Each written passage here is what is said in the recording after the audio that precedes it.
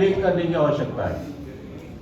सारी चीज़ें उपलब्ध हैं, कुछ नई नहीं है, बस उनको सिस्टमेटिक तरीके से एकत्रित करके प्रोड्यूस करने की आवश्यकता है। तो इस तरह के लेक्चर सुनने से आपके मन में कहीं ना कहीं वो तारतम्य स्थापित होता है कि इन चीज़ों को कैसे स्थापित किया जाए। तो इसी ज्ञानमाला की अगले श्रृंखला में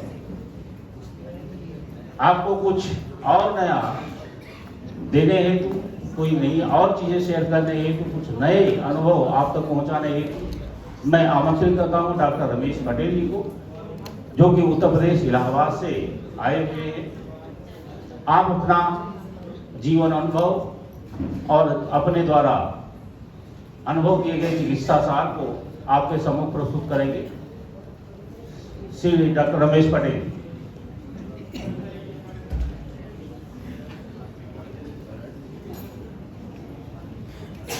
बाकी सब लोग अपने स्थान पर बैठ जाएं। कृपया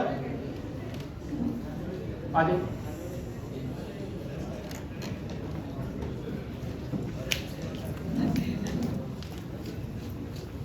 सिट डाउन प्लीज।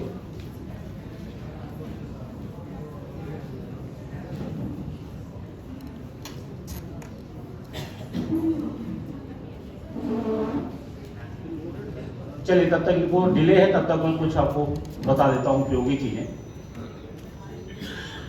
कल डॉक्टर तनेजा से मैंने एक प्रश्न किया ना, शायद आप लोगों को ध्यान दिया होगा कि सब लोग कहते हैं ऑक्सीजन बढ़ाओ, प्राणायाम करो, प्राण बढ़ाओ, लेकिन आपको शायद ये भी मालूम होना चाहिए कि ऑक्सीजन वो चीज है जो आपको मरने के लिए मजबूर करती है। ऑक्सीडाइज होना मतलब क्षरित होना। ऑक्सीडेशन को क्या बोलते हैं? क्षरण। क्षरण माने कंटिन्यूटी ऑफ डिस एसोसिएशन या डिसोसिएशन। तो जब प्राणायाम ज्यादा करेंगे, ज्यादा ऑक्सीजन जाएगी तो क्या होगा? जल्दी मरेंगे। तो प्राणायाम क्यों करें? यही मेरा उनसे प्रश्न था, और जवाब भी उन्होंने घुमा के आगे कुछ दे दिया। देखिए, एक चीज जो सेलुलर लिमिट होती है, सेल लंग के द्वारा जाती है, रेस्पिरेटरी सिस्टम द्वारा जाती है, उसका कंजम्पशन सेलुलर लिमिट होता है। कोशिका के अंदर उसकी परमेबल मेम्ब्रेन या उसकी लिमिटेड जो उसकी आउटलाइनिंग है, एक मेम्ब्रेन है, उस मेम्ब्रेन से एब्जॉर्ब होकर के जब अंदर पहुंचती है, माइटोकॉन्ड्रिया पहुंचती है, तब उसका उपयोग होता है।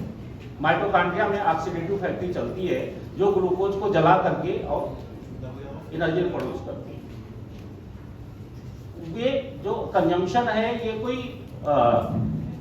फोर्स प्रोसेस नहीं है, ये सिमिलर पारगम्यता के आधारित है, जिसको हम ऑस्मोसिस बोलते हैं।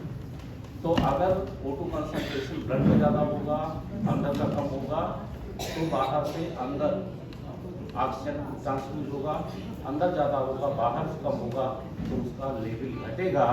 जब हमारे ब्लड में O2 कंसंट्रेशन बढ़ जाता है इनऑर्गेनिक फॉर्म में, तो सेल के अंदर ट्रांसफ्यूज नहीं हो पाता।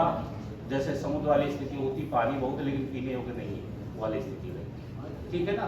तो इसका जवाब घुमा फिरा के दिया गया था। जैसे वो मैं आमंत्रित कर पटेल जी को आकर के अपनी शारीरिक बातों से हम लोगों को सीखेंगे। समय का ध्यान रखिएगा। 3-4 प्रेजेंटर हैं, इसके बाद एक बच्चों का भी पेपर प्रेजेंटेशन लेना है, तो थोड़ा समय से मिलेगा।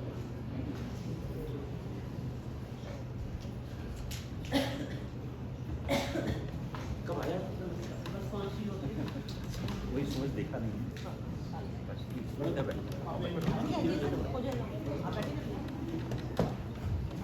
आप सभी के अंतःकरण में विराजमान उस गुरु सत्ता को सादर नमन वंदन। एवं आज NIH द्वारा आयोजित इस इंटरनेशनल कॉन्फ्रेंस में आप सभी भाई बहनों का हृदय के साथ बहुत बहुत वंदन और बहुत बहुत अभिनंदन है।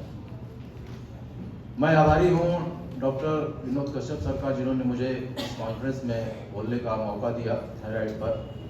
यूँ तो काफ़ी चीज़ों को आप लोगों ने देखा, समझा। डॉक्टर शिवम जी का मुझे बहुत अच्छा लगा, बहुत ही अच्छा लगा। इतना सुंदर ढंग से जो उन्होंने एक्सप्लेन किया योग पर, बहुत ही अच्छा लगा। और भी अभी डॉक्टर विष्णु कुमार चौधरी जी बहुत चीज़ें बताए। हमारे साथ मिश्रा सर बैठे हुए हैं, बहुत अच्छा बताया डॉक्टर कवार्थी। तो मैं भी अपने कुछ एक्सपीरियंस शेयर करूंगा थायराइड पर। ये एक बैलेंसिंग ऑर्गन है। इसके पहले कि हम थायराइड पे आए, हम कुछ आपको बताना चाहेंगे आयुर्वेद के माध्यम से। महर्षि चरक ने कहा, नरो हिताहार विहार सेवी, समीक्षकारी विश्व सकता, दाता समा सत क्षमा परावान, आप तो सेवी जब अवंतर होगा। यानी कहने का मतलब कि हितकर आहार विहार सेवन करने वाला और विषयों में आसक्त न रखने वाला और दानशील और सुख दुख में समान रहने वाला, सत्यपरायण और शील वायु के अनुभव में बड़े जनों का आदर करने वाला, सदाचारी व्यक्ति सदा स्वस्थ रहता है। और इसी के अनुसार, इसी के उपक्रम में यदि हम अपने डाइट को ही सही ढंग से रखें, अपने दिनचर्या को सही ढंग से रखें, तो इस बैलेंसिंग ऑर्गन को हम पूरी तरह से ठीक रख सकते हैं। जिसमें एक बात आई कि आदमी स्वस्थ कैसे रह सकता है, कौन है स्वस्थ, हेल्दी कौन है। तो उस पर हमारे महर्षि पतंजलि ने एक श्लोक बताया, स्वस्थिति, जो स्वयं में स्थित है वही आदमी स्वस्थ है। तो स्वयं में स्थित कौन होगा? सम दोष सम अग्निश्च सम धातु मलक्रिय, सम दोष सम अग्निश्च सम धातु मलक्रिय, प्रसन्न आत्मेंद्रिय मना स्वस्थ इत्यादि देते। कहने का मतलब जिसके तीनों दोष, यानी आयुर्वेद के हिसाब से 3 दोष होते हैं, वात पित्त और कफ, जिसके तीनों दोष सम हो, सम दोष सम अग्निश्चय, यानी 13 प्रकार की अग्नियां होती हैं। 5 हमारे एलिमेंट हो गए, 7 धातुएं हो गई और 7 5 12 एक आपका नाभि। तो जिसके ये सारे दोष एकदम सम है, जठराग्नि जिसको आप बोलते हैं, तो ये 13 प्रकार की अग्नियां जिसकी सम है और जिनकी 7 धातुएं यानी रस, रक्त, मांस, मेद, अस्थि, मज्जा और शुक्र, ये 7 हमारी ये सम है, तो फिर वो आदमी स्वस्थ कहलाता है। अब इनको स्वस्थ रखने के लिए हम लोगों को, जब अगर ये स्वस्थ रहेगा तो हमारा मन, आत्मा और इंद्रियां भी प्रसन्न रहेंगी, और जिनकी मन, आत्मा, इंद्रियां प्रसन्न है वही आदमी स्वस्थ है। तो इसमें बीमारी का कारण क्या है? असंतुलित भोजन, असमय भोजन और असंयमित दिनचर्या और प्रदूषित वातावरण और असंयमित विचार। जो विचार हमारे असंयमित हो जाते हैं उसकी वजह से भी हमारा ये दोष आ जाते हैं, जिसकी वजह से हम स्वस्थ नहीं रहते। Next submit. ये आप थायराइड ग्लैंड देख सकते हैं, इसकी लोकेशन आप देख सकते हैं। The thyroid gland is endocrine gland in the neck, in the front of trachea, consisting of 2 lobes, consisted by isthmus found in the front of Adam temple। आपका ये जो गला है, इस गले के बीच में पाया जाता है आपका थायराइड और पैराथायराइड ग्लैंड। तो ये गले की संरचना है, ये क्या करता है? ये इन्फ्लुएंस करता है आपके मेटाबॉलिक रेट को और प्रोटीन सिंथेसिस को। इसका वेट लगभग 25 ग्राम होता है। और ये थायराइड ग्लैंड 3 प्रकार के हार्मोन को आप सिक्रीट करता है, जिसमें थायरॉक्सिन, जिसको आप T4 के नाम से जानते हैं, ये कॉम्पोजिशन होता है आयोडीन और विद अमीनो एसिड का। ये रेगुलेट करता है आपके मेटाबॉलिज्म को और ऑक्सीजन के कंजम्पशन को आपके सही रखता है, ऑक्सीजन के कंजम्पशन को। और दूसरा होता है ट्राइडोथायरोनिन, जिसको आप T3 बोलते हैं। यह लीवर और लंग्स को कन्वर्ट करता है, लीवर और लंग्स इसमें कन्वर्ट करते हैं टायरोथायनिन into thyroxine. Hyposecretion of thyroid hormone, जगह ये जो है ज्यादा बनने लगता है या कम बनने लगता है, सॉरी, तो ये जब हाइपोसिक्रेशन होने लगता है यानी कम बनने लगता है, तो ये ग्रोइंग रिजल्ट में हाइपोथायराइडिज्म नामक रोग को जन्म देता है, जिसमें बच्चा मेंटली रिटार्डेड हो जाता है, बच्चों में क्रिटिसिज्म नामक बीमारी हो जाती है और येलो स्किन हो जाता है, राउंड फेस और थिक नोज हो जाता है। और इसमें एक कैल्सिटोनिन होता है जो पैराथायराइड ग्लैंड से सीक्रेट होता है।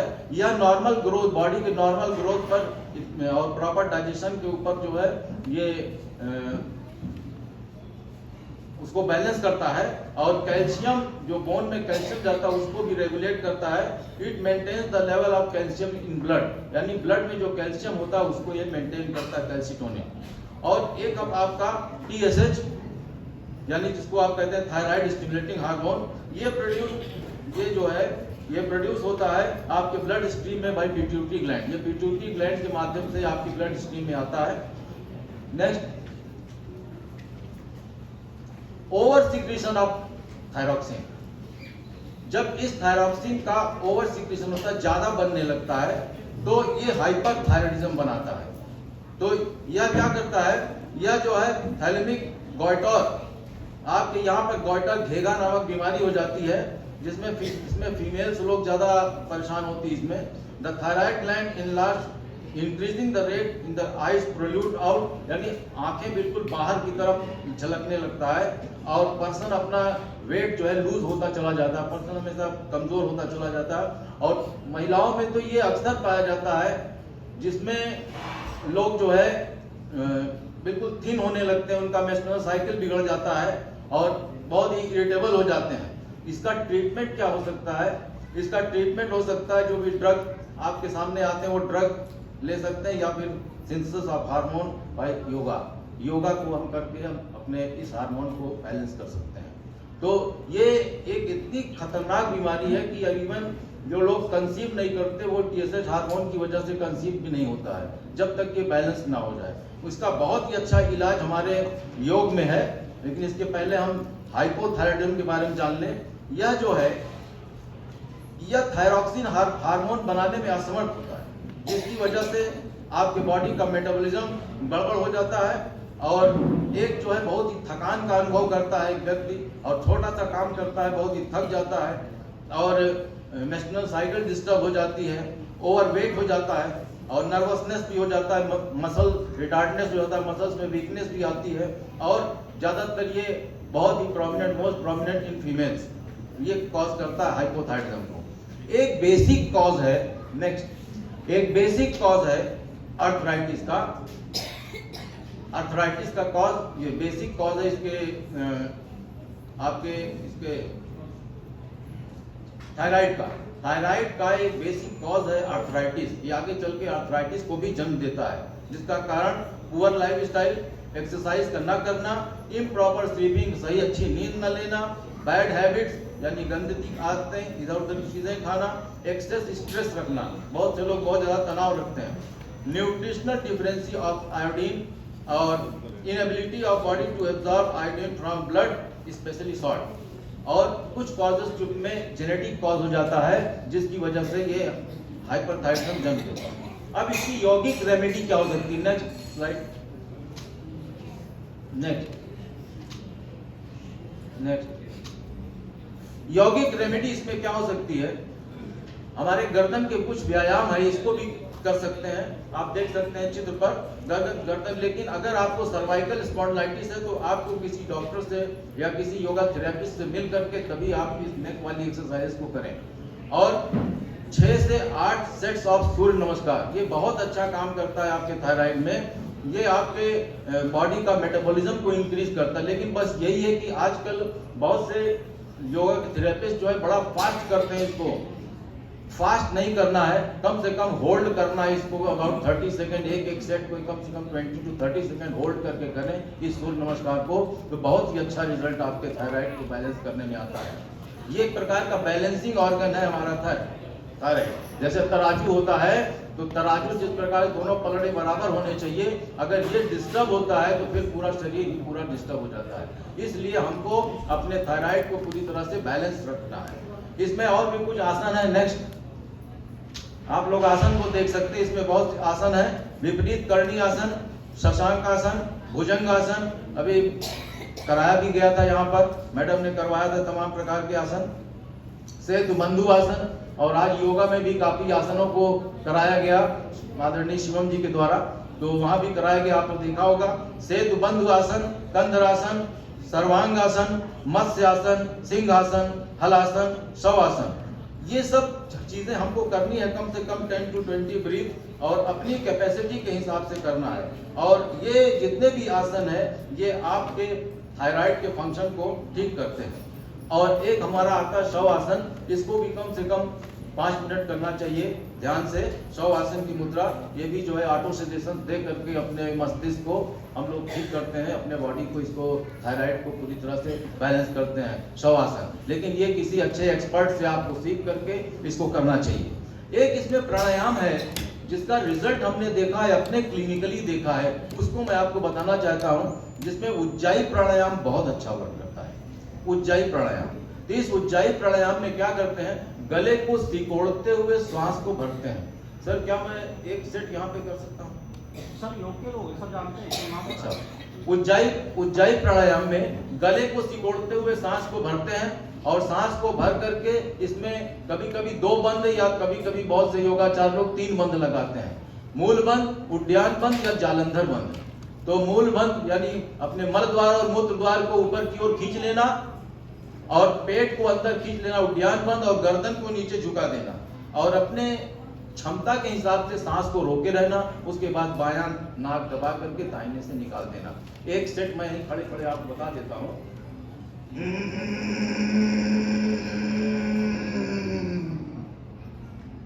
सांस को भर लिया, सांस को बाहर निकाल दिया,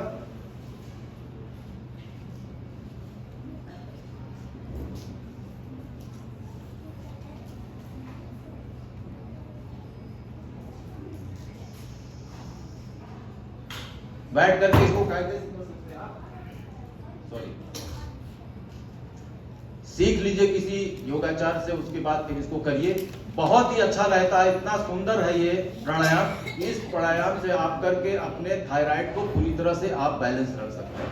बहुत ही अच्छा, और बहुत ही अच्छे रिजल्ट्स इसके हमने देखे अपने क्लिनिक पे, बहुत अच्छे रिजल्ट आए इस उज्जाई प्राणायाम। लेकिन इसको कायदे से सीख करके करें। अब आप सोचें कि हम 1 बार कर लें, 2 बार कर लें, 3 बार कर लें, नहीं, इससे नहीं, कम से कम 25 टाइम्स आपको रिपीट करना पड़ेगा इसको, तभी आप वन टाइम ये जो आपने भी बताया सर, मैं वन टाइम उज्जाई बैठ जाना, बीच में निकालिए, बीच में।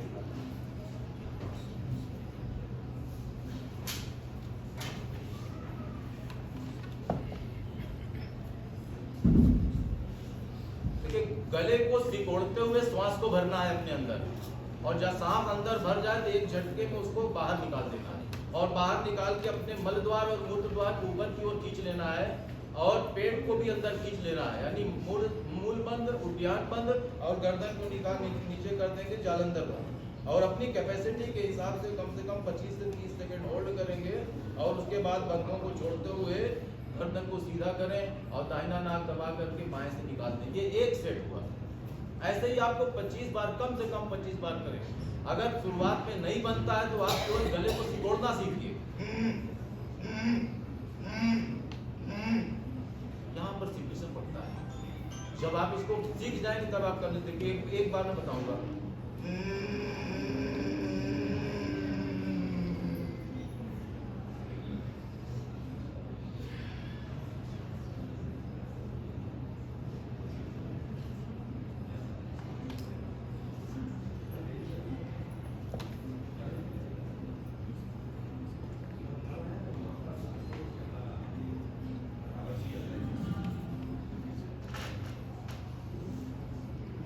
ये एक बार हुआ।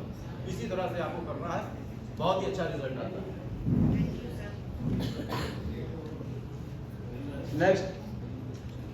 नेक्स्ट और इसमें dietary control, eat iodized salt, eat coconut, do not eat following food at they obstruct your iodine in your body, यानी beans, carrot, cabbage, soybean product और ब्रिसल्स आपको नहीं लेना है।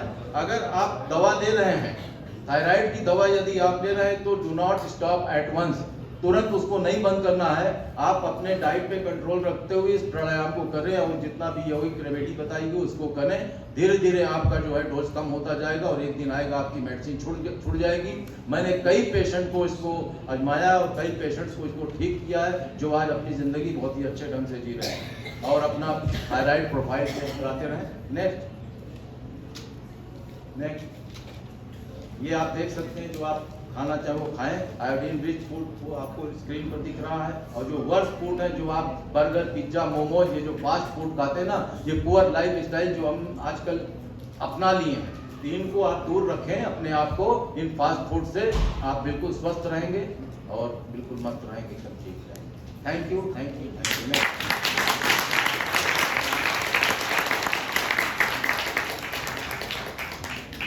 बहुत बढ़िया। ये व्यक्तिगत जीवन का अनुभव है, बहुत सारे प्रोटोकॉल हर जगह मिल जाते हैं, लेकिन अजमा के देखी हुई चीजें वही बता सकता है जिसने की है। अब मैं इसी श्रृंखला में ज्ञान गंगा में अगला गोता मैं चाहता हूं संजय जी लगाएं, जो उत्तर प्रदेश गोरखपुर से आमंत्रित हैं। बड़ा अनुभव है डॉक्टर संजय जी। परिचय कल डॉक्टर विनोद ने दिए से मैं परिचय थोड़ा छोटा कर दिया। मैंने सबको याद होगा, एक प्रोफेसर, इलाहाबाद एक्यूप्रेशर शोध प्रशिक्षण एवं उपचार संस्थान। धन्यवाद सर। सर्वप्रथम ईश्वर को याद करते हुए अपने गुरुजन हमारे गुरु डॉक्टर दवास सर को प्रणाम करूंगा। बड़े भैया सत्येंद्र मिश्रा सर प्रणाम है। हमारे अंग्रेज सबको प्रणाम, मेरे साथियों को भी मेरा प्रणाम है। एक्यूप्रेशर एक ऐसा विषय है जिसको बेसिकली सामान्य रूप से यही देखा जाता है कि ये एक दबाव का विषय और शरीर के किसी विभिन्न स्थानों पर दबाव देकर के चिकित्सा की जाती है। लेकिन उससे पहले मैं थोड़ा सा जरूर ये बताना चाहूँगा कि हम जितनी भी चिकित्सा करते हैं, खासतौर से जो चिकित्सा हमारे आयुर्वेद से निकला है, और हम सभी ज़्यादातर आयुर्वेद को आयु का विज्ञान ही समझते हैं और वही है। ये न समझिए कि आयुर्वेद हमारा औषधियों का विज्ञान है। आयुर्वेद ने आपके जीवन लाइफ स्टाइल को समझाया है कि कैसे जीना है जिससे कि आप रोगी न बने, और यदि रोगी आप नहीं बनेंगे तब तक आपको औषधि की जरूरत नहीं पड़ेगी। और हमारे अध्यात्म चिकित्सा में यही दिया हुआ है कि आप रोगी न बने। यदि किसी कारण से रोगी बन गए तो इसी प्रकृति ने आपको कुछ औषधियाँ भी दी हैं जिनके माध्यम से आप उसको प्राप्त कर सकते हैं। उसके लिए ऐसा नहीं जरूरी है कि किसी रासायनिक औषधि की जरूरत है, प्रकृति ने खुद ही दे रखी। उसी में से एक तथ्य है जो एक्यूप्रेशर जिस पे काम करता है, और उस कार्य में सबसे महत्वपूर्ण चीज जो आती है वो आती है कि हमारे शरीर में स्पेस क्रिएट करना, आकाश को क्रिएट करना। हम प्राणायाम करते हैं, उसमें भी जब तक आकाश को यानी खाली स्थान को यदि क्रिएट नहीं करेंगे तब तक दूसरी ऑक्सीजन यानी दूसरे हवा को वहां हम प्राप्त नहीं कर सकते। कोई भी क्रिया आप उठा के देखिए, भोजन आप लेते हैं, यदि पेट खाली नहीं होगा तो भोजन ले नहीं सकते। सांस यदि आप ले रहे हैं तो सांस भर लीजिए, ये सांस भरी हुई है, दोबारा लेके दिखा दीजिए। जब तक आप ये खाली नहीं करेंगे तब तक दूसरी श्वास नहीं ले सकते। अर्थात आपको रिलीज करना है, जो बैड मटेरियल हमारे शरीर में है या वेस्ट मटेरियल है उसको समाप्त करना है, जैसे भी खाली करें। और यही हमारे शरीर का सबसे महत्वपूर्ण चीज है कि जब तक हम अपने शरीर में से पुरानी या गंदगी चीज को बाहर नहीं करेंगे तब तक आप उस रोग से रोग ग्रसित ही रहेंगे। या यदि यही चलन प्रयास चलता चला गया तो फिर आप रोगी भी बनेंगे। अर्थात रोगी बनने के पहले ही सारी क्रियाएं दी रखी हुई है हमारे पास है। वेदों में मर्मदाव चिकित्सा हमारे वेदों में है, और मर्मदाव चिकित्सा हमारे वेद में यदि है तो ये चिकित्सा जिसका एक्यूप्रेशर नाम है, मर्म यानी मर्म का स्थान और दाव यानी प्रेशर। यदि मर्म दाव हमारी चिकित्सा में है, वेदों में है, तो हमारे वेद से पुरानी कौन से सिद्धांत? वेदों से पुराना कौन सा सिद्धांत? अर्थात ये एक्यूप्रेशर बहुत पुराना हमारी संस्कृति में जनित होती है। मालिश प्रक्रिया वो भी एक्यूप्रेशर है। आप कहीं दर्द होता तो तत्काल आपका हाथ वहां चला जाता है, कोई मक्खी बैठती है तो हाथ चला जाता था, यानी ये एहसास आपके स्किन से होकर चलता है। और अभी सर ने भी कहा कि तीसरी किडनी हमारी तो चाहिए। ये आज मुझे भी मतलब अच्छा लगा, मेरी ये प्रक्रिया पहले से रही है और उन्होंने बता भी दिया कि हर रोग का प्रारंभ हमारे स्किन यानी हमारे आवरण से ही शुरू होता है। और एक्यूप्रेशर में कहा जाता है ये आवरण यांग एरिया है, और जब ये यांग से अंदर पहुंचता है तो इनकी प्रक्रिया में चले। तो सबसे पहले हम रोग को हम यहीं से बाहर भगा दें, बाहर क्यों जाए। तो दो ऐसी चीज है, वैसे बेसिकली आप जानते हैं छोटी उंगली आकाश तत्व से, हर प्रक्रिया में इसको आकाश तत्व माना गया है। और आकाश तत्व से संबंधित दो आर्गन हमारे बॉडी में है, एक है लार्ज इंटेस्टाइन और दूसरा है लंग्स। और ये दोनों सबसे बड़े गुब्बारे हमारे शरीर में।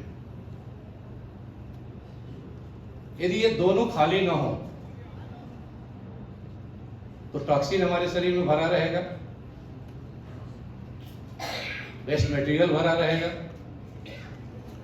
और वो कितने प्रकार के जर्म पैदा करेगा जो बैड जर्म्स हैं, वो आप समझ सकते हैं, इसमें मुझे बताने की जरूरत नहीं। हमारे सतह पे एक्यूप्रेशर के माध्यम से मेरिडियंस होते हैं, जिन मेरिडियंस पे ऊर्जा संचालित होता है।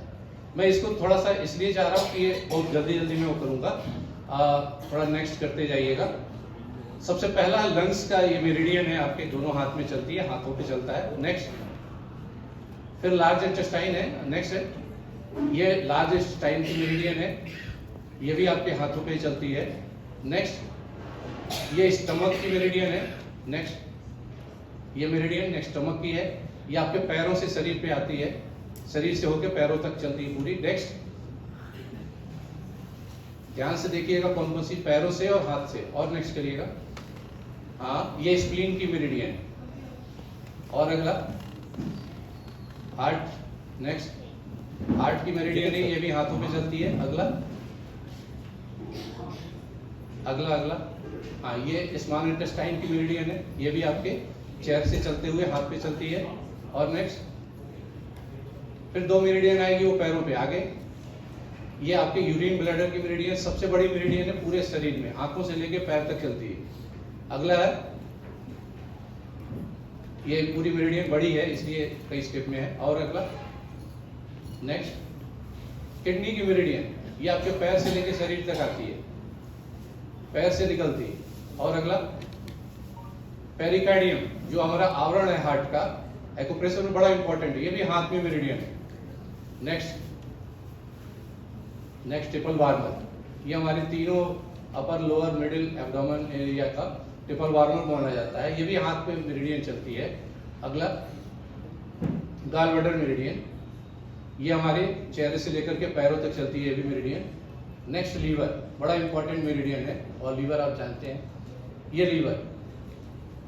इसके बाद दो और है, मैंने सिर्फ इतना बताना था कि 6 मेरिडियन इन 12 आर्गन हमारे हैं, 6 मेरिडियन पैर और हाथ से चलते हैं। हम जब एक्सरसाइज करते हैं तो हाथों के एक्सरसाइज जो करते हैं उससे ये सारे मेरिडियन जो हाथ के मेरिडियन है वो एक्टिव होते हैं। और जब एक्सरसाइज पैरों के करते हैं तो पैर के मेरिडियन एक्टिवेट होते हैं, यानी मेरिडियन एक्टिवेट होने का मतलब वो आर्गन एक्टिवेट होते हैं। और आर्गन पैरों में हमारे सबसे महत्वपूर्ण किडनी, स्प्लीन और लीवर बहुत ही महत्वपूर्ण है, ये कितनी इंपॉर्टेंट है। ऐसे हाथों में लंग्स और हार्ट सबसे इंपॉर्टेंट मेरिडियन है। तो जब हम ये हाथों का एक्सरसाइज लेते हैं, इनके प्रोसेस करते हैं, तो हमें कुछ नहीं करना है, सिर्फ एक्यूप्रेशर में यदि हाथों पे हम सतह ऐसे, यदि हम ऐसे ऐसे कर ले, थोड़ा सा दबाव देते हुए ऐसे ले जाएं, पीछे से ऐसे ले आए, ये ले जाएं, ऐसे ले आए, थोड़ा दबाव देते हुए मालिश प्रक्रिया जो होती है, तो उस मालिश प्रक्रिया से ये एक्टिवेट होते हैं मेरिडियन। और यही एक्यूप्रेशर है जिस एक्यूप्रेशर के बारे में हम बताना चाहते हैं। और इतने इंपॉर्टेंट चीजें हैं, बहुत सामान्य तरीके से हम योग में भी बहुत सारे एक्सरसाइज करते हैं, सूक्ष्म व्यायाम है हाथों के पैरों के। यह सबसे आसान चीज है, जब हम टहलते हैं, वॉकिंग करते हैं, वॉकिंग करने में कुछ लोग यदि चलते हैं तो हाथ पैर हिलाते हुए चलते हैं, तो कुछ लोग सोचते हैं कि ये क्या कर रहे हैं, क्यों ऐसा कर रहे हैं, हो सकता है इनको डायबिटीज है इसीलिए ऐसा चल रहा है। ये जरूरी नहीं है, वो इसलिए चलते हैं, हाथ और पैर को एक्सरसाइज दे करके इन मेरिडियंस को एक्टिव करते हैं। और ये बड़े घातक है कि इनके मेरिडियंस पे ऐसे ऐसे बिंदु हैं जिन बिंदुओं का बहुत ही महत्वपूर्ण होता है। आप 2-3 इमरजेंसी, क्योंकि मेरा टॉपिक ही वही था इमरजेंसी पॉइंट, 2-3 पॉइंट मैं बताऊंगा जो बहुत ही खास है। एक तो आपके उसमें नहीं है, मैं हाथों पे बता रहा हूं, ये आपके छोटी उंगली के अंदर नाखून के पास, ये नाखून के पास है, ठीक है। ऐसे हम बंद करेंगे तो ये नाखून के कॉर्नर पे आप हल्का सा दबाव देके देखिएगा, बहुत ही प्रेस हो गई, बहुत ही दर्द। आपके आसपास यदि किसी को हार्ट अटैक आ रहा हो, थोड़ा हिम्मत करके इस बिंदु को निडल कर दीजिए, थोड़ा सा पिंच कर दीजिए, यहां से एक ब्लड निकाल दीजिए, थोड़ा सा एक बूंद ब्लड निकाल दीजिए, उस व्यक्ति को आप हार्ट अटैक से बचा सकते हैं, निश्चित बचा सकते हैं, और 100% सही। उस व्यक्ति को आराम से बचा करके हॉस्पिटलाइज करके आप चेकअप करा सकते हैं, सारी चीजें, इतना समय आपको मिल जाएगा। चेस्ट में कोई कंजेशन हो जा रहा है या आदत हो चुकी है लोगों को बहुत ज्यादा इरिटेट होने की, हर बात पे नाराज होना, और इससे आप जानते हैं पारिवारिक स्थितियां वो, आप इस हाथ पे 3 उंगल नीचे, इस कलाई से 3 उंगल नीचे, जस्ट बीच में 3 उंगल नीचे, बीच में एकदम आप प्रेस करके देखेंगे तो हल्का हल्का पन, 3 उंगल नीचे और बीचों बीच में, ये पेरिकार्डियम और हार्ट से रिलेटेड पॉइंट होता है। चेस्ट कंजेशन या ओवर इरिटेशन,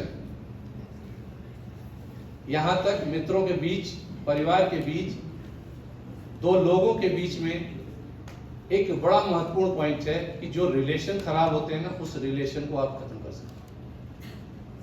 सिर्फ आप इस पर ब्लैक कलर लगा दीजिए या एक मटर का दाना लगा करके टेप से चिपका दीजिए, ये उस रिलेशन को सही कर सकते हैं। पति पत्नी के बीच में रिलेशन, मित्रों के बीच में रिलेशन, इतना महत्वपूर्ण पॉइंट है ये। और ये मेरा नहीं, मेरे श्रद्धेय गुरु खेमका सरकार, एक स्पेशल पॉइंट है उनका, इस पे आप पॉइंट लगा करके आप एकदम क्लियर वो कर सकते हैं। हाथ ऐसे करते हैं, देखिए हाथ को, उंगलियों को हम इंडेक्स फिंगर के पैरेलल, ऐसे नहीं, इंडेक्स फिंगर के पैरेलल। फिर यहां देखिए उभरा हुआ जगह है, एक उभरा हुआ जगह है, ये देख रहे हैं, ऐसे सीधे करेंगे हम, इंडेक्स फिंगर के पैरेलल ऐसे रखेंगे, ये उभरी हुई जगह है।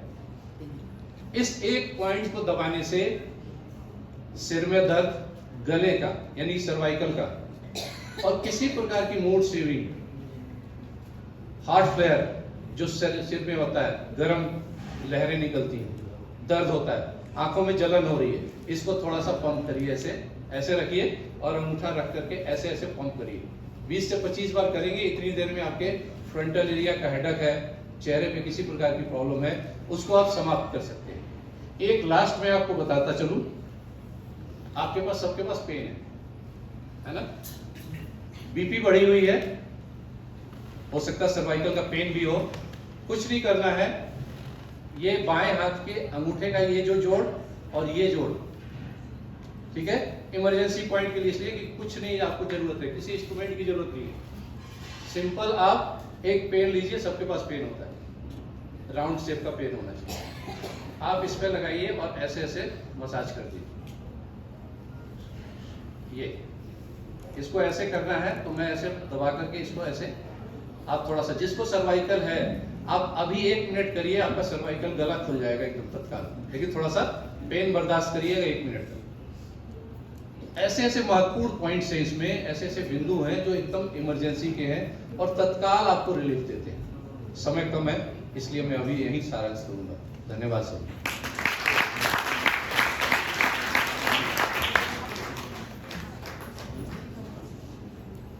बहुत अच्छा संजय जी, कम शब्दों में गागर में सागर, चीजें 2-4 ही आई लेकिन जो आई याद हो गई और आपके काम आए। संजय जी का नंबर शेयर कर जी संजय जी अपना नंबर बता दीजिए लोग। 94153 94153 79 79 278 278 279, लास्ट में 279। 94153 79 278।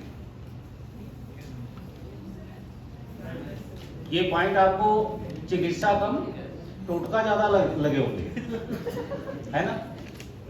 और तोड़ते टोटका नहीं लगेगा। हाथ उठाइए, नाक लगाइए, रुद्राक्ष पहन लीजिए।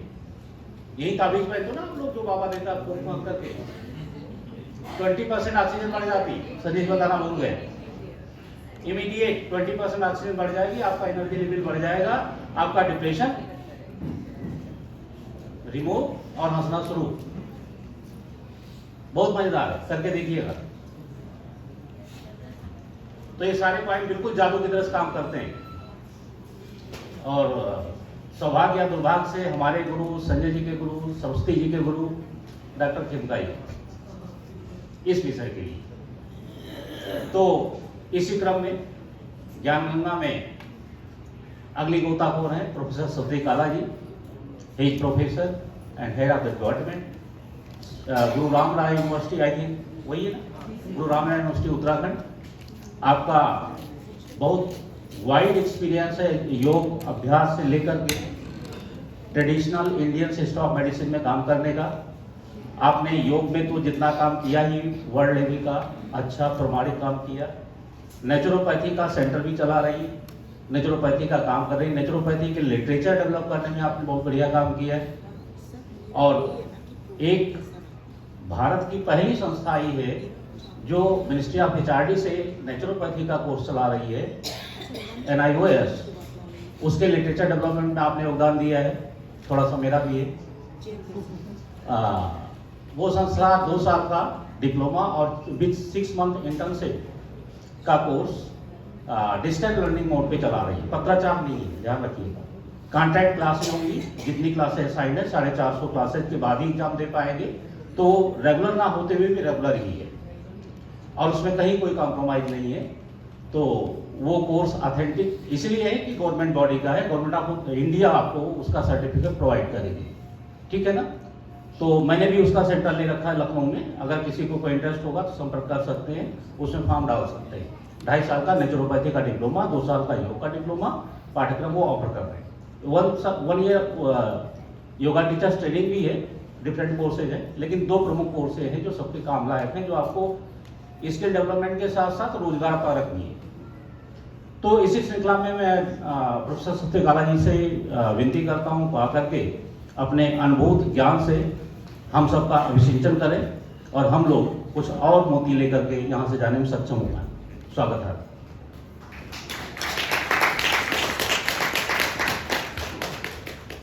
बहुत बहुत धन्यवाद सर। सबसे पहले तो हम सभी उस परम सत्ता परम ईश्वर को याद करें। वैसे तो कल से सब लोग याद कर ही रहे होंगे, तो मेरे साथ भी हम लोग सब लोग एक साथ एक स्वर में आंखें बंद, पीठ गर्दन सीधी, एक बार सभी लोग गायत्री मंत्र का उच्चारण करेंगे।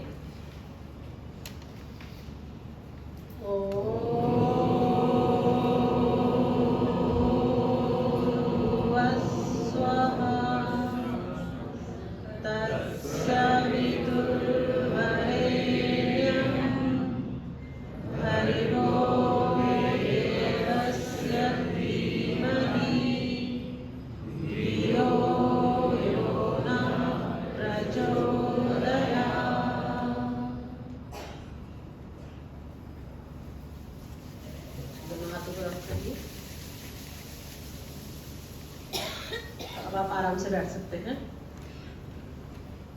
सबसे पहले तो हमारे अग्रज नवाज सर, हमारे गुरु जो कि इस श्रृंखला में आगे चल रहे हैं और उनके पीछे पीछे हम चल रहे हैं, सर आपको प्रणाम। और सभी जितने भी यहाँ पे सब मेरे सहयोगी बैठे हैं, सभी का बहुत बहुत स्वागत। आप उत्तराखंड में हैं तो उत्तराखंडी होने के नाते मैं आप सभी का उत्तराखंड में स्वागत करती हूँ। जैसे कि आप कल से यहाँ पे हैं और कल से हम इस कॉन्फ्रेंस का पार्ट है और इसका विषय ही सबसे पहले आप देख लीजिए कि विषय है योगा एंड होलिस्टिक हेल्थ। तो होलिस्टिक हेल्थ के बारे में हम बात कर रहे हैं और इसमें विभिन्न चिकित्सा पद्धतियों के बारे में आप यहाँ पे जान रहे हैं। जैसे कि अभी सत्येंद्र मिश्रा सर जी ने कहा ही है कि मेरा जो एक्सपीरियंस है थोड़ा बहुत काम, बहुत ज़्यादा तो नहीं जो सर बता रहे थे, लेकिन हम तो अपने आप को अभी भी स्टूडेंट ही समझते हैं और स्टूडेंट ही रहेंगे। क्योंकि स्टूडेंट रहने में फ़ायदा है, स्टूडेंट रहने में सीखने की ललक कभी ख़त्म नहीं होती है। अगर टीचर बन जाए, प्रोफेसर बन जाए, तो फिर वो यात्रा समाप्त हो जाती है। तो इसलिए सबसे बेस्ट है कि स्टूडेंट हमेशा बने रहें। तो हम आज भी स्टूडेंट ही हैं, उसी श्रृंखला में थोड़ा बहुत कुछ काम कर रहे हैं। तो जैसे सर ने बताया, मैंने योग में PhD किया है और योग के फील्ड में ही मेरा मेन फोकस पहले से था। उसके साथ साथ फिर भी मैंने नेचुरोपैथी में डिप्लोमा और डिग्री किया, नेचुरोपैथी में मैंने प्रैक्टिस किया। इसके बाद फिर एक्यूप्रेशर से जुड़ी खेमका सर जी के सानिध्य में और सर लोगों के साथ में मिलकर काम करने का मौका मिला, तो एक्यूप्रेशर में भी बहुत रुचि हुई। एक चीज़ आपको बता दूं, जो पॉइंट्स अभी सर ने बताए हैं, इनको आप मजाक मत समझिएगा, ये जादू है। क्योंकि मैं पिछले कई सालों से इसको यूज़ कर रही हूँ अपने ऊपर भी और अपने पेशेंट्स के ऊपर भी, और इसका चमत्कार हम देख चुके हैं कई बार। तो इसलिए उनका प्रयोग जरूर करें और इस चमत्कार को लोगों तक पहुंचाएं भी आगे। तो इसको आप देखिएगा, करिएगा जरूर। आज मैं बात करने वाली हूँ, सर टाइम बता दीजिए प्लीज, क्योंकि मैनेजमेंट बहुत ज़्यादा जरूरी है।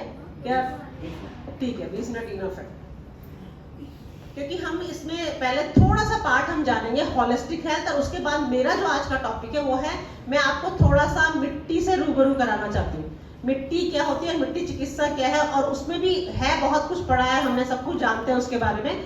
मैं उसके रिजल्ट्स आपको दिखाना चाहूँगी, हमने जो काम किया उसके रिजल्ट्स क्या आ सकते हैं और किस किस लेवल पे सिर्फ मिट्टी काम कर सकती है।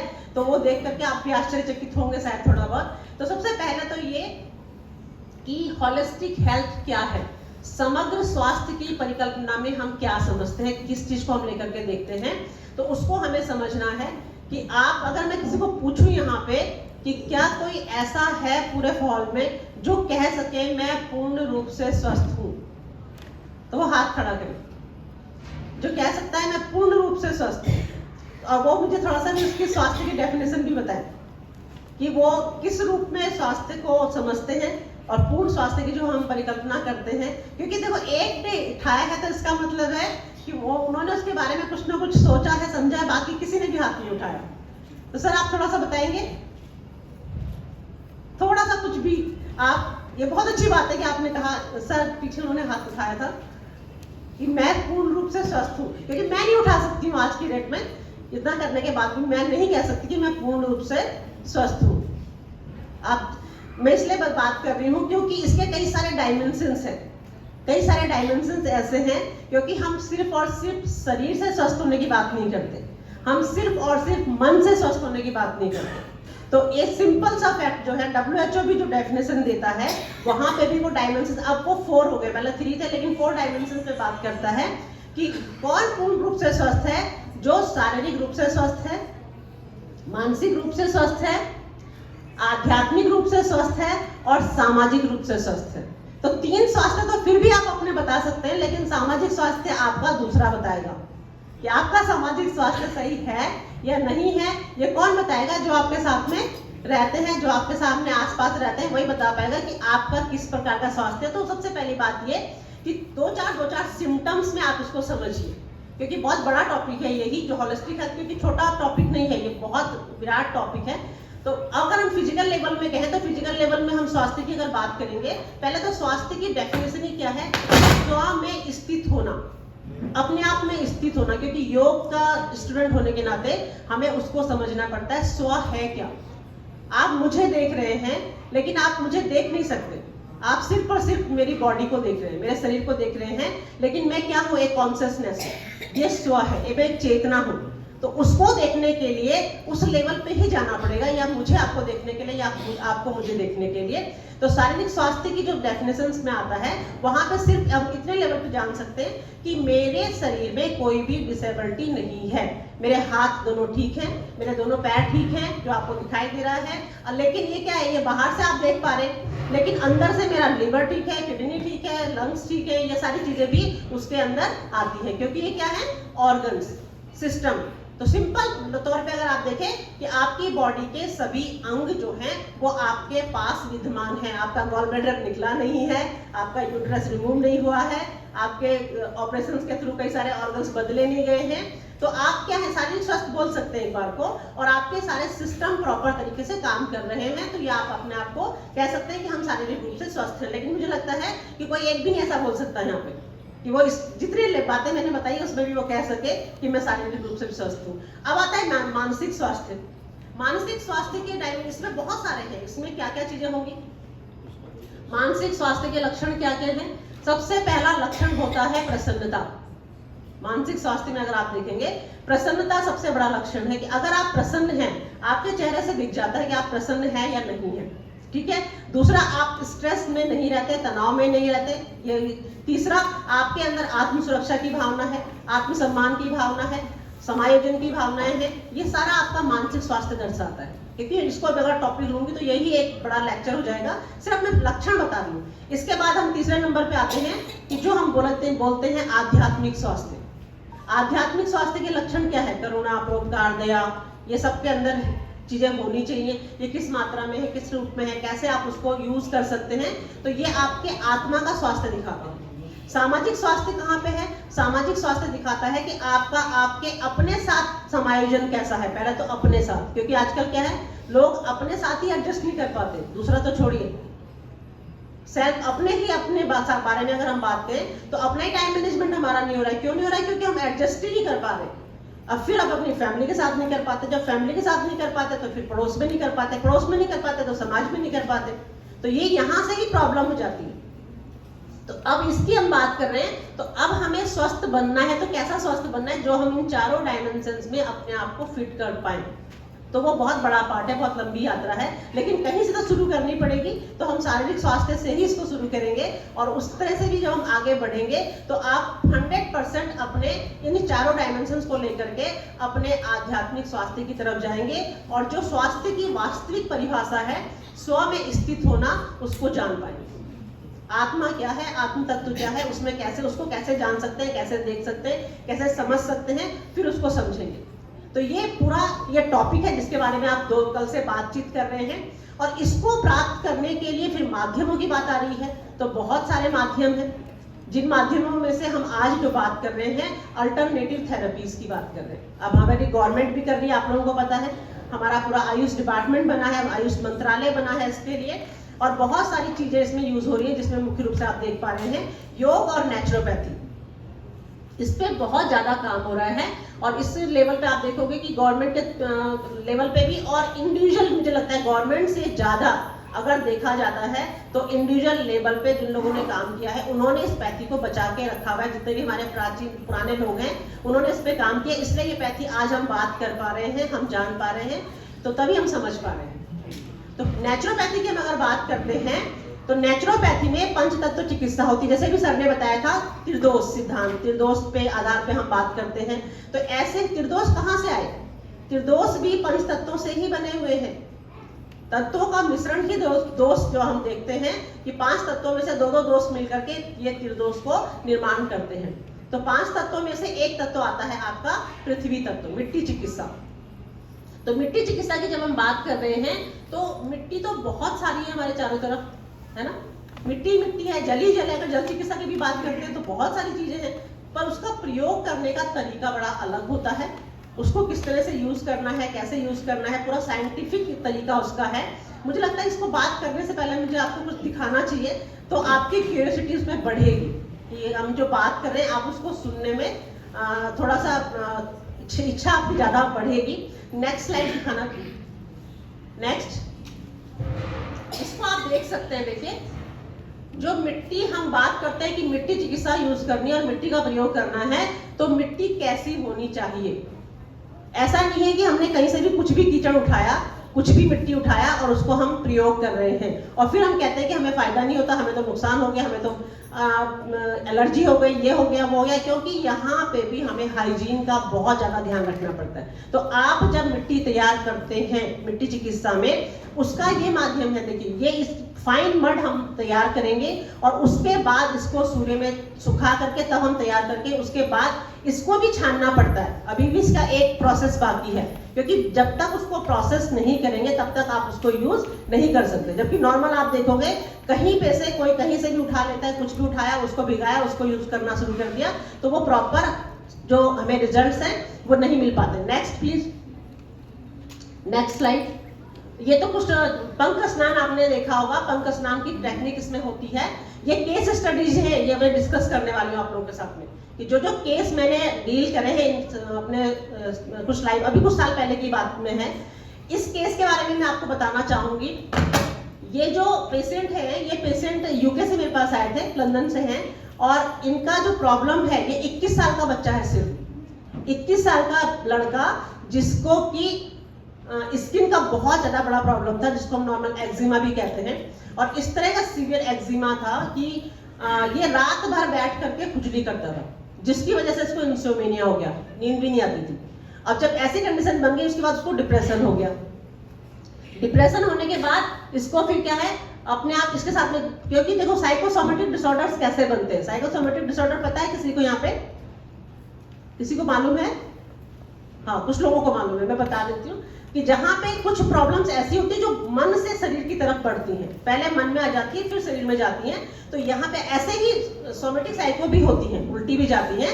तो इस बच्चे के साथ में यही हुआ कि ये जब छोटा था तब से इसको प्रॉब्लम हो गई थी। आपने सोचो 21 साल तक बच्चे ने दवाइयाँ ही खाई हैं, और यूके में ट्रीटमेंट करवाया, ऑस्ट्रेलिया में ट्रीटमेंट करवाया, न्यूजीलैंड में ट्रीटमेंट करवाया। इतनी जगह से ट्रीटमेंट करवाने के बाद उसको रिजल्ट क्या मिला? डॉक्टरों ने उसको कहा कि तुम बार बार मेरे पास क्यों आते हो, तुम्हारा कोई भी इलाज नहीं है। और उसको कम से कम 1-1 किलो की ट्यूब्स दी जाती थी पूरी बॉडी पे लेप करने के लिए। मेडिसिन जो स्टेरॉइड दी जाते थे वो तो अलग, खाने के लिए कि खुजली से बचना है तो दवाई खाओ, नींद की दवाई लो, सो जाओ, और उसके अलावा ये ट्यूब पूरी बॉडी में मल के रखना है, इसके अलावा तुम्हारा कोई ट्रीटमेंट नहीं है। उसकी वजह से बच्चा चला गया डिप्रेशन में। डिप्रेशन इतना ज्यादा कि वो अपने कमरे से बाहर तक नहीं निकलता था। जब उन्हें पता चला इसके बारे में, चलो मैं बता रही हूँ, तो जब उसे पता चला यहाँ के बारे में, किसी के थ्रू पता चला है, क्योंकि हमारी थेरेपी में ऐसा ही होता है, माउथ टू माउथ पब्लिसिटी वाला पोर्शन हमारा ज्यादा रहता है। तो उनको इनके पेरेंट्स मेरे पास लेकर के आए। जब वो मेरे पास लाया गया तो बहुत जबरदस्ती में लाया गया था, उसको कोई विश्वास नहीं था इस चीज के ऊपर कि अब इतने ट्रीटमेंट करवाने के बाद ये मिट्टी वगैरह क्या सब चीजें बोल रहे हो आप लोग, इससे क्या होने वाला है। आपको यकीन नहीं आएगा, जब वो पहली बार मेरे से बातचीत उसने किया तो 1 घंटे की काउंसलिंग सेशन था हमारा इसके साथ में, ट्रीटमेंट से पहले। क्योंकि जब तक पेशेंट इन ट्रीटमेंट को अपने ब्रेन से अपनाता नहीं है, तब तक आप बॉडी पे उसका इफेक्ट प्रॉपर तरीके से नहीं डाल सकते। सबसे पहली बात यह है कि उसकी एक्सेप्टेंस हमें चाहिए कि हम जो देने वाले हैं उसको वो कैच करें। तो इसके लिए 1 घंटे का सेशन करने के बाद वो जब तैयार हुए उस चीज के लिए, और आपको यकीन नहीं आएगा, ये बच्चे ने मुझे जब काउंसलिंग सेशन में बताया, उसने कहा मैम अगर कुछ हो सकता है तो बताइए, वरना मेरी लाइफ खराब है, मुझे जीना ही नहीं है, मुझे कुछ लाइफ में कुछ नहीं बचा। तो इस तरह का डिप्रेशन था कि आदमी सुसाइड अटेम्प्ट करने की सोच रहा है। अब जब ये हमारे पास आए तो उसके बाद हमने जो उनको ट्रीटमेंट दिया, ट्रीटमेंट में सिर्फ और सिर्फ हमने, ये शायद मुझे लगता है कि 3rd डे या 4th डे का मैंने पिक लिया है उनका, जब मुझे रिजल्ट मिल चुका था उसके बाद मैंने पिक लिया। तो पहले दिन से ही हमने पहले लेप लगाने शुरू किए थे। उसके बाद फिर जब ऐसी स्थिति बनी कि पंख स्नान देना है, थोड़ा जगह की प्रॉब्लम थी, सिटी के बीच में था जगह, तो गड्ढा नहीं खोद सकते थे, तो मैंने फिर इस तरह से बना करके उनको पूरा बना करके लेप लगा करके इस धूप में लिटाया। आपको यकीन नहीं आएगा कि वो बंदा जो सोता नहीं था रात भर, उसको इतनी ज्यादा प्रॉब्लम थी, वो 1.5 घंटे तक सोया है इस मिट्टी के लेप लगाने के बाद, पहले ही दिन में। और 1.5 घंटे तक वो सोया है, और सो के जब उठा है तो उसने सबसे पहले ये बोला कि नींद क्या होती है मैम। मैंने आज कई दिनों के बाद समझा कि नींद क्या होती है, क्योंकि हमेशा स्टेरॉइड से सोना, नींद की गोली से सोना, वही चीज उसने देखी थी। तो उसके अंदर जो चीजें जगी है उसके बाद से, तो हमने इनको कम से कम शायद मुझे था 20-25 दिन ये रुके हैं, कितना लंबा टाइम कोई रुक भी नहीं सकता है, सबसे बड़ा प्रॉब्लम यही होता है। तो सजेशन तो मेरा तो ये था इनके लिए कि आप वहां से छोड़ करके इंडिया वापस आइए, क्योंकि क्लाइमेट बहुत चेंज है, और वहां पे सूरज जहाँ पे ये रहते थे वहां सन बिल्कुल भी नहीं था, तो उसकी वजह से प्रॉब्लम और रिग्रेट होती थी। तो हमें इसका इतना अच्छा रिजल्ट मिला है। तो अब आप सोचिए कि मिट्टी में जब इतने गुण हैं इस चीजों के लिए, और स्किन के लिए तो मैंने इतने सारे केसेस पे काम किया है। स्किन के लिए मैं बोलती हूँ कि मिट्टी रामबाण दवा है। आप अगर मिट्टी को तरीके से यूज कर सकते हैं, मिट्टी चिकित्सा को, तो आप स्किन की कोई भी प्रॉब्लम्स को ठीक कर सकते हैं। लेकिन नो डाउट कि उसमें डाइट का बहुत वो जरूरत रहती है, डाइट हमें कंट्रोल करनी ही पड़ेगी। लेकिन जो जिस तरह के सडन हमें बहुत इमीडिएट रिजल्ट चाहिए, इस तरह के रिजल्ट चाहिए, तो बहुत ज़्यादा इसमें इफेक्ट पड़ता है। तो ये केस ये था जिसमें कि इसको बहुत ज़्यादा फायदा हुआ, स्पेशली इसके पेरेंट्स मेरे से मिलने के लिए आए वहाँ से यूके से, और बहुत उन्होंने मेरे को थैंक यू किया। मैंने उनको यही बोला कि आप इसको अगर चाहते हैं कि ये बच्चा प्रॉपर से रहे तो इसको इंडिया वापस ले आइए। सबसे मेन चीज़ ये कि कुछ साल तक कम से कम, क्योंकि इतने बचपन से जो चीज़ें हैं वो एकदम से नहीं खत्म हो सकती। हमने आपको बता दिया है, रास्ता दिखा दिया है, अब आप उसको 6 महीने कर सकते हैं, साल भर कर सकते हैं, कितना कर सकते हैं वो आपके ऊपर। क्योंकि यहाँ पे यही हो सकता है, कोई भी डॉक्टर, किसी भी, हम जितने भी नेचुरोपैथिस्ट हैं या हम थेरेपी वाले, किसी को साल भर तक अपने पास नहीं रख सकते या 6 महीने तक नहीं रख सकते, लेकिन हम टेक्निक सिखा सकते हैं। हम कर भी यही रहे हैं, जितने भी हम लोग हैं, हम लोग यही काम कर रहे हैं कि कम से कम एक जागरूकता आए, कम से कम लोगों को पता चले कि किस किस चीज़ से क्या हो सकता है। और ऐसी चीज़ें हैं जो घर पे आप कर सकते हो, अपने आप कर सकते हो, बस थोड़ी मेहनत तो करनी पड़ती है। लेकिन अधिकतर जगह पे ये होता है कि लोग सोचते हैं कि दूसरा कर ले मेरे लिए, मुझे खुद ना करना पड़े। तो उसके लिए आइए, अब आपके लिए बहुत सारे सेंटर्स खुले हुए हैं, अगर ऐसा भी चाहिए तो उसके लिए भी कोई दिक्कत नहीं है। बहुत सेंटर्स हैं, वहाँ पर जाकर के आप करिए, और नहीं है तो खुद से कर सकते हैं। ठीक है, नेक्स्ट, ये तो फुल बॉडी मड बाथ का एक प्रोग्राम हमने किया था। तो इस तरह से फुल बॉडी मड पैक के ये एक अवेयरनेस प्रोग्राम है कि मिट्टी चिकित्सा को आप कैसे कैसे यूज कर सकते हैं। तो ये पूरी फुल बॉडी मड पैक इसको कहा जाता है। ये हमने यही ऋषिकेश में ही, यहीं पास में ही त्रिवेणी घाट में ये प्रोग्राम किया था। आईएनओ की तरफ से हमने किया था। इंटरनेशनल नेचुरोपैथी डे 18 नवंबर में होता है, तो उस दिन ये प्रोग्राम्स हुए थे। Next please. हाँ, ये मैं आपको दिखाना चाह रही थी। इसके बाद हम इसमें बात करेंगे कि आपके कुछ क्वेश्चंस होंगे, उसमें बात करेंगे। ये एक पेशेंट थी जो कि आप देख पा रहे हैं, ये क्या है, बर्निंग स्किन है, जली हुई स्किन है ये। और ये जली हुई स्किन को आप रिजल्ट आप सोचेंगे कि ये वाला एक ही पोर्शन है, ये शोल्डर का पोर्शन है, और शोल्डर के ही इसके first, second, third, fourth 4 pictures है अलग अलग टाइम पीरियड्स की। यहाँ पे टाइम पीरियड लिखना मैं भूल गई हूँ इस समय जल्दी में। तो ये सबसे पहले आप देख पा रहे हैं फर्स्ट स्टेज, आपने देखा होगा बर्निंग स्किन ऐसी होती है। और ये इससे भी वर्स्ट थी, क्योंकि पहली पिक्चर जो मैंने ली है आफ्टर 2 मंथ ट्रीटमेंट के, जब ट्रीटमेंट दिया गया उसके 2 महीने बाद की ये ब्लैक वाला पिक्चर है पहला। और ये पिक्चर आप सोचिए, इससे पहले ये ऐसा था कि पूरा का पूरा जो जैसे जल जाता है तो स्किन क्या होती है, सिकुड़ जाती है, चिपक जाती है पूरी तरह से, तो उस पर पूरे गोले बने हुए थे। तो आफ्टर 2 मंथ के ट्रीटमेंट के बाद ये खुल गया। जब ये खुल गया तो मेरी भी आंखें खुल गई कि मुझे लगा कि ये कुछ हो रहा है, क्योंकि पहले एक्चुअली क्या था, ये कोई एक मेरी स्टूडेंट ही थी और उनकी ऐसी कंडीशन थी कि वो बचपन में चूल्हे पे गिर गई थी, तो ये पूरा पोर्शन जल गया था। तो जला सिर्फ शोल्डर नहीं था, फेस भी जला था, शोल्डर था और कमर का भाग था। तो ऐसी हमने ऐसे लेक्चर ले रही थी जैसे मैं लेक्चर ले रही हूँ अभी। तो इस मिट्टी के बारे में हम बात कर रहे थे, उस समय पे सिर्फ बात ही की थी, काम नहीं किया था। तो हम बात की थी, पढ़ा था, उसके गुणों को जाना था, तो वहाँ पे हमने बात की। तो जब मेरा लेक्चर खत्म हो गया तो मैं जब अपने क्लिनिक में जाके बैठी, तो मैं डीएसवी में थी इससे पहले, 16 ईयर में देश संस्कृत यूनिवर्सिटी में रही हूँ। तो वहाँ पे जब मैं अपने क्लिनिक में जाके बैठी थी, तो मैं सुबह सुबह बैठी तो मेरे सामने आके खड़ी हो गई। ये चैलेंज था मेरे को। वो मेरे सामने आके खड़ी हुई तो उसने मुझे बताया, मैम आपने कल एक लेक्चर लिया था और आपने कहा था कि मिट्टी से ऐसा होता है, ये होता है, और वो मेरे को दिखा करके बोली इस पे क्या हो सकता है। और मैं कुछ देर तक तो मेरे को जवाब ही नहीं दे पाई, क्योंकि अब जब किया ही नहीं है, हमने सिर्फ पढ़ा है, तो आप क्या बोल सकते हो। तो मैं सन्न हो गई, मैंने ये तो गुरुदेव ने एक चुनौती दे दी है सीधे सीधे कि आप क्या कर सकते हैं, मैं क्या बोलूँ, हाँ बोलूँ, ना बोलूँ, क्या करूँ इसको। तो उसने मुझे कहा कि आप मुझे बताओ कि क्या इस पर कुछ हो सकता है। मैंने कहा तुम कितना टाइम दे सकती हो। कहती मेरी तो लाइफ ही चली गई है, मैं प्लास्टिक सर्जरी करवा चुकी इस पर, उसके बाद भी कुछ नहीं हो रहा है। तो अब आप बताओ, टाइम का कोई मतलब नहीं, कितना भी टाइम दे सकती हूँ। तो मैंने कहा टाइम ठीक है, कंटिन्यूटी में रखोगी कि हाँ कंटिन्यूटी में भी रखूंगी। तो मैंने कहा ठीक है। मैंने उसको बताया, हमने शुरू किया। मैंने कहा देखो मुझे नहीं पता कि रिजल्ट आएगा कि नहीं, मैं तुम्हें कुछ नहीं बोल रही हूँ कि रिजल्ट आएगा, पर हम दोनों के दोनों एक प्रैक्टिस करते हैं, एक एक्सपेरिमेंट करते हैं। अगर हो गया तो तुम्हें तो फायदा है ही है, पता नहीं कितने लोगों को और कुछ फायदा हो जाएगा।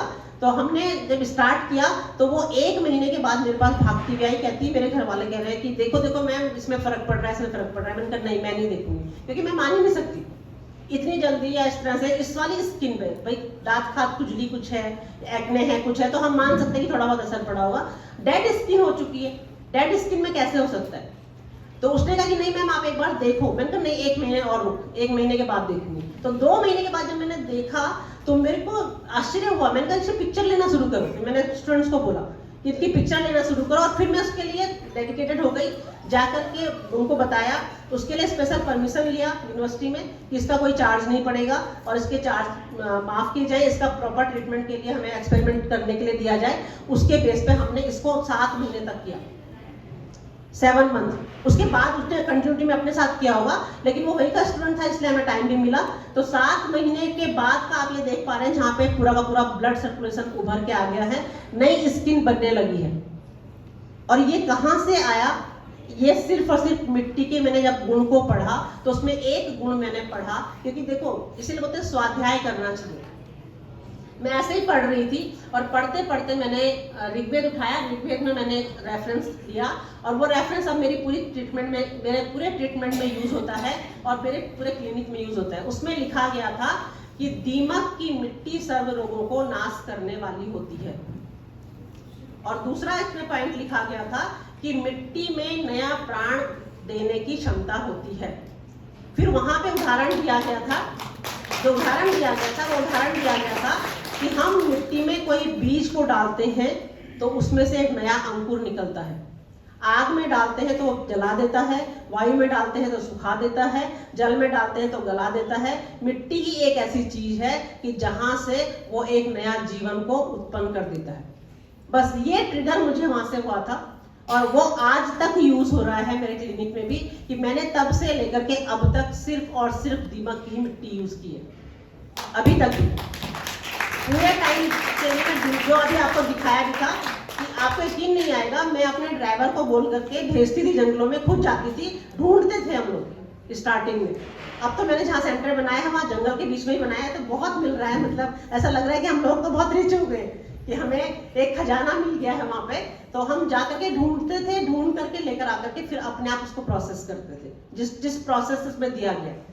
तो ये पूरा आप देख पा रहे हैं रिजल्ट। तो मिट्टी चिकित्सा की बात अगर हम कर रहे हैं तो मिट्टी चिकित्सा सिर्फ और सिर्फ ऐसा नहीं है कि हमने सिर्फ क्या मिट्टी से क्या हो जाएगा, मिट्टी से क्या हो जाएगा। तो अब आप आंखों से देख सकते हैं मिट्टी से ये हो जाएगा। और इस तरह की एक प्रॉब्लम की बात कर रही हूँ मैं, तो ये दो अभी नेक्स्ट दिखाइए भैया। ये भी एक तरह की प्रॉब्लम्स थी। ये हमारे पास उत्तरकाशी से एक अंकल आए थे। ये एक तरह का स्किन डिजीज ही है जिसमें कि बहुत छोटे छोटे दाने हो जाते हैं, उसमें से पस निकलता रहता है, पानी निकलता रहता है और फैलता जाता है। इन्होंने 15 दिन के लिए हमारे पास ट्रीटमेंट लिया था, सिर्फ 15 दिन के लिए, क्योंकि तब मेरे को दिमाग में आ गया कि अब हमें हर बार अपने पास रिकॉर्ड रखना शुरू कर दिया है इस तरह की चीज़ों के। तो ये यहाँ पे इन्होंने लिया था, तो उसमें भी हमें बहुत ज़्यादा फर्क पड़ा था मिट्टी चिकित्सा से ही। नेक्स्ट, हाँ, एक ये प्रॉब्लम बड़ा रेयर प्रॉब्लम मुझे मिला था। ये प्रॉब्लम कहा जाता है, जब मैंने इसमें रिसर्च किया तो इसको कहा जाता है कोलेडियन बेबी। ये बाई बर्थ प्रॉब्लम है जिसमें कि स्किन जो है वो बहुत तेजी से ग्रो होती है। ये पूरी बॉडी पे है, पूरी बॉडी पे था और इस तरह की स्किन निकलती रहती है, फिर बार बार जल्दी जल्दी निकलती रहती है। तो जब हमने देखा कि इसने ये है कि इसका दुनिया में कहीं पे कोई इलाज नहीं है, बल्कि ये देखा जाता है कि कहीं कहीं फॉरेन कंट्रीज में इसको फिश ट्रीटमेंट दिया जाता है। फिश ट्रीटमेंट का मतलब है कि पानी में लिटा करके ऐसे रख देते हैं और फिश छोड़ देते हैं। तो वो फिश छोड़ने का मतलब है वो धीरे धीरे करके इसको खा लेता है, जो ये ऊपर में जो चमड़ी निकल रही है उसको वो निकल लेता है। तो और कोई ट्रीटमेंट इसमें बताया गया कि कोई भी ट्रीटमेंट नहीं है। आप रिजल्ट देख पा रहे हैं, वो हाथ का वही वाला मैंने, क्योंकि इसको ब्रॉड किया हुआ है स्किन को, तभी आपको पता चल पा रहा है। और दूसरा जो स्किन है हैंड की, वो आफ्टर ट्रीटमेंट है और ट्रीटमेंट सिर्फ और सिर्फ यहाँ पे मड थेरेपी है। लेकिन इसके साथ जब हम डाइट थेरेपी को जोड़ देते हैं, आप लोगों ने विश्वरूप चौधरी सर को सुना होगा, आप उनको फॉलो जरूर करें, क्योंकि डाइट जब तक हम नहीं करेंगे तब तक आप बाहर से कुछ भी करने चाहिए। जैसे कि हम मड थेरेपी भी कर रहे हैं, इफेक्ट तो डालेगा लेकिन अंदर से भी वैसा ही काम करना पड़ेगा। तो दोनों टाइम पे हम जब काम करते हैं तो उसका जो रिजल्ट होता है वो बहुत ही ज्यादा इफेक्टिव हो जाता है। ठीक है, नेक्स्ट, मुझे लगता है इतनी केस स्टडीज में थी। तो ये आपको दिखाने का पर्पस सिर्फ इतना था, क्योंकि देखिए बोल करके चले जाना कि हम ये करते हैं, हम वो करते हैं और ये इतना फायदा करता है, वो फायदा करता है, ये बात ठीक है। लेकिन हम काम कर रहे हैं इस फील्ड में और लोगों को फायदा हो रहा है, इससे आपके अंदर एक विश्वास जगेगा। और आप इन पैथियों को अपने में अपनाएं और लोगों को अपनाने के लिए इंकरेज करें। ये बहुत ज़्यादा जरूरी है, मुझे लगता है टाइम भी हो गया है।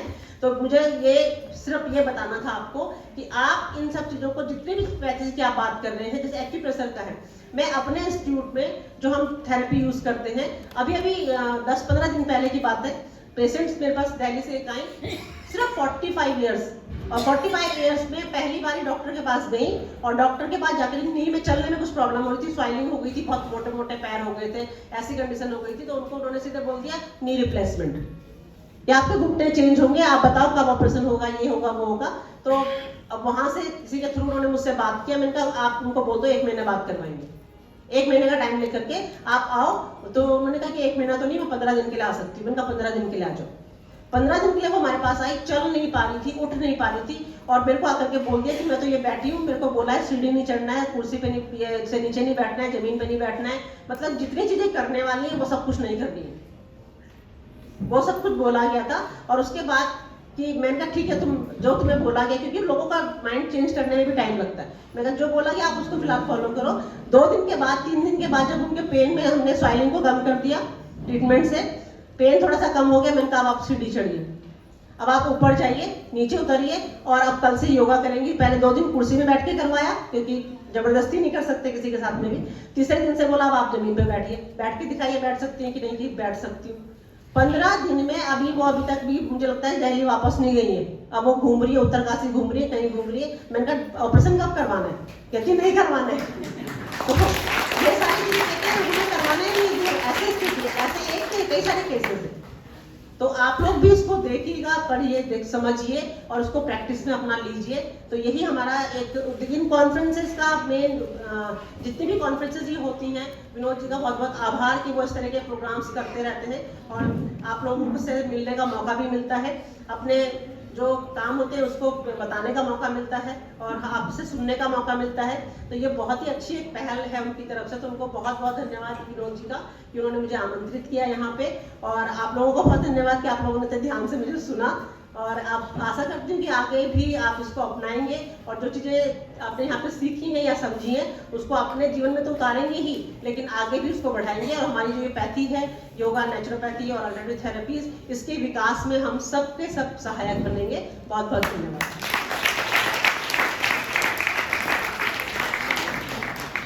Thank you so much. एक बार फिर जोरदार तालियां बजाइए आपके लिए। वाचिक संबोधन उतना प्रेरित नहीं करते हैं जितना अगर कुछ मटेरियल देखने को मिल जाता है, कुछ परिणाम देखने को मिल जाता है। निश्चित रूप से कुछ नहीं करना, कोई जादू नहीं करनी, साफ मिट्टी लानी, इस्तेमाल करना है, आधे घंटे बाद हटा देना है। अलग टाइम में कहीं आधा घंटा, कहीं इमर्सन फुल में रिवर्स की बात दे रहे थे, ज़्यादा टाइम लगेगा, उल्टिस दे रहे अलग टाइम होगा, हटा देना है। और उसी मिट्टी को अगर नहीं उपलब्ध है मिट्टी, उसी को सनलाइट में डाल दीजिए, 1 हफ्ता सूखे, फिर इस्तेमाल कीजिए। तुरंत इस्तेमाल करना है तो उसे फिटकरी के पानी में भिगो दीजिए, तुरंत इस्तेमाल कीजिए दूसरे पेशेंट पे, ठीक है ना। बहुत अच्छे परिणाम देती है। और हम लोगों ने जिंदगी के लगभग 3 दशक से ऊपर इस जगह को दिए हैं, बहुत सारी चीजें इकट्ठा हो गई, इस तरह के अनुभव इकट्ठा हो गए। और अगर उसको सुन के आप में उत्साह बढ़ता है तो सार्थक है। आप देखिए बड़े बड़े चिकित्सा पद्धतियों में जो बहुत पॉपुलर है, उनमें मोटिवेशन की आवश्यकता नहीं है, उनमें लोग घूस दे के पढ़ रहे हैं, डोनेशन दे के पढ़ रहे हैं और फलता पढ़ने के बाद सड़क पर घूम रहे हैं। हमारी थेरेपी में उतना ब्राइट करियर नहीं दिख रहा है, इसीलिए कहीं ना कहीं हम लोग कंप्रोमाइज हैं कि अच्छी क्वालिटी का ब्रेन हमें नहीं मिलता। जो उन थेरेपी में असफल होता है लेकिन डॉक्टर बनना चाहता है, केन प्रकारेण, वो नेचुरोपैथी में आता है। घटिया दर्जे का ब्रेन, बुरा मत मानिएगा कि आप लोग कोई घटिया ब्रेन के लोग नहीं हैं, लेकिन अल्टीमेटली जो उसमें सफल नहीं होता वो इधर आता है। इसलिए थेरेपी को ग्रो करने में टाइम लगता है। एक शार्प ब्रेन होगा, शार्प डिसीजन लेगा और नए नए आयाम स्थापित करेगा। अभी हमारे 10 में से 2 बच्चे ऐसे निकल आते हैं जो कुछ एक्स्ट्राऑर्डिनरी करके दिखाते हैं, 8 केवल सर्टिफिकेट लेके चले जाते हैं, कुछ नहीं करते। आप लोगों का मोराल से ही होगा।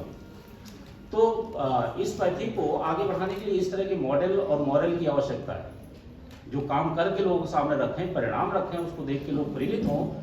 यहीं पर हमारे गुरु की, फिर वही गुरु की बात आ गई, reach one, each one, reach one, each one, teach one, each one, treat one, केवल एक बंदे को पकड़ना है, उसी का भेजा खाना है। एक बंदे के पास जाइए, each one reach one, each one teach one, अपनी विधा बारे में बताइए, और अगर एग्री हो जाए तो ट्रीट वन। तो एक एक करके ये बहुत लंबी श्रृंखला बन जाएगी, अंतहीन श्रृंखला बन जाएगी।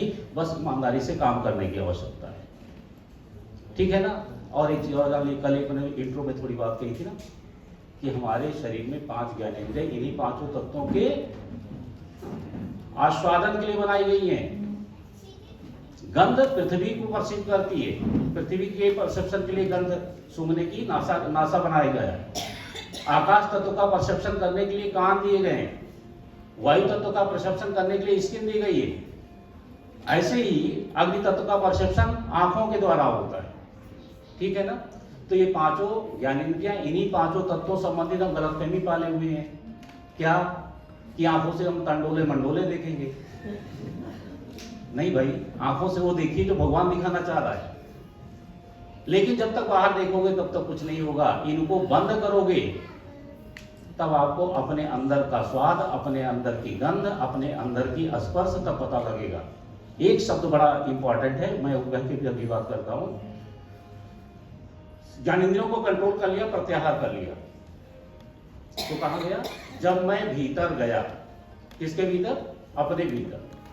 जब मैं भीतर गया तब मैं भीतर गया, एक ही शब्द का खेल है। जब मैं भीतर गया मैं भी तर गया, कामे का फर्क है, ठीक है ना। तो थोड़ा इंट्रोवर्ट होइए, अपने अंदर झांकने की कोशिश कीजिए। आप में वो सारी विलक्षणताएं विद्यमान हैं, उनको जागृत करने की आवश्यकता है। मॉडर्न मेडिसिन कहती है अपनी जीन का केवल 7% हम इस्तेमाल करते हैं, 93% जीन कोड हमारे एज इट इज विलुप्त हो जाते हैं। उन कोड को डिकोड करने के लिए योग जैसी विधा का विकास हमारे ऋषि मुनियों ने अनंत वर्ष पूर्व किया था। कोई निश्चित, जैसे कल डॉक्टर मिश्रा यहाँ पर अपनी बात रख रहे थे, योग का लिखित इतिहास बताए तब से प्रमाण मिले हैं, लेकिन इसके भी पहले की विधा है। पहले श्रुतियों में चली, अनुभवों में चली, गुरु शिष्य परंपरा में चली, लिखी गई तो केवल 700 ईसा पुष्य मित्र सुंग की डायनेस्टी में। इसके पहले कोई किताब नाम की चीज थी ही नहीं, इसके पहले भी योग था। और योग क्या सारी विधाएं थी, लेकिन वो वाचिक क्रम में धीरे धीरे आगे बढ़ गई। तो इसी श्रृंखला में हमें लगता है कि आपको और भी कुछ उत्साह बढ़ा होगा, और ऐसी कार्यशालाओं का, ऐसे सेमिनार और सम्मेलनों का उद्देश्य ही रहता है कि हम तो डूबे हैं सनम, तुमको मतलब हम तो नेचुरोपैथी में हैं ही हैं, तुमको भी छोड़ेंगे नहीं, लेके जाएंगे। तो अब मैं इस क्रम को थोड़ा आगे बढ़ाते हुए मैं आमंत्रित करना चाहूँगा डॉक्टर डवास साहब को, संजय जी को, मिश्रा जी को, और आप लोग जब मंच पे आ जाएं। और मैं आमंत्रित करूंगा सबसे पहले अलीगढ़ ग्रुप को आकर के सर्टिफिकेट वितरण का थोड़ा काम कर लें, नहीं शाम को बहुत देर हो जाएगी। तो सर्टिफिकेट वितरण के लिए अलीगढ़ वाले आके एक तरफ यहाँ खड़े हो जाएं एक साथ, और 1 बाय 1 आएंगे, उनकी फोटो होती रहेगी और अपना इंडिविजुअल फोटो करवा लेंगे।